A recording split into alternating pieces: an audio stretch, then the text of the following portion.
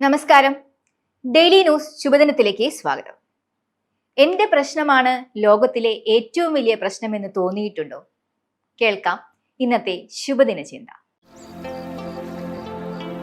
Daily news ശുഭദിനം നിങ്ങൾക്കായി അവതരിപ്പിക്കുന്നത് ജോയ ലൂക്കാസ്. പൊന്നണിഞ്ഞ പ്രഭാതത്തിന്റെ അലകളിൽ നിറയുന്ന പുഞ്ചിരികൾ, അതെ, ഇന്ന് ആഘോഷമാണ്. ജോയ ലൂക്കാസ്, ഓരോ ആഘോഷത്തിന്റെയും ആത്മാവ്.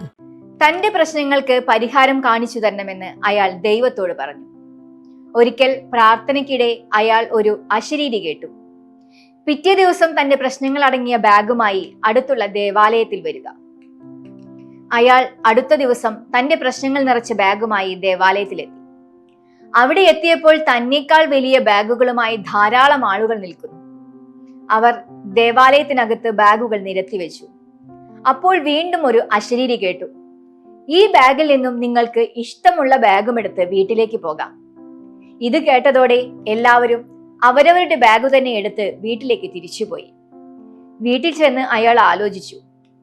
ഇത്ര നാൾ വിചാരിച്ചത് തന്റെ പ്രശ്നങ്ങൾ മറ്റുള്ളവരെക്കാൾ കുറവാണ് എന്നതായിരുന്നു. ബാഗ് മാറ്റിയെടുക്കാൻ പറഞ്ഞപ്പോഴാണ് ചിന്തിച്ചത്, മറ്റുള്ളവരുടെ ബാഗിൽ ചിലപ്പോൾ തന്നേക്കാൾ വലിയ പ്രശ്നങ്ങളാണെങ്കിലോ എന്ന്.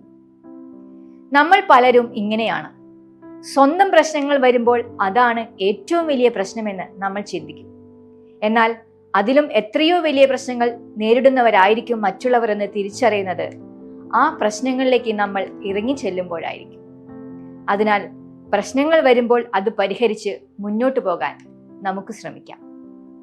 ശുഭദിനം. ഡെയിലി ന്യൂസ് ശുഭദിനം നിങ്ങൾക്കായി അവതരിപ്പിക്കുന്നത് ജോയ ലൂക്കാസ്.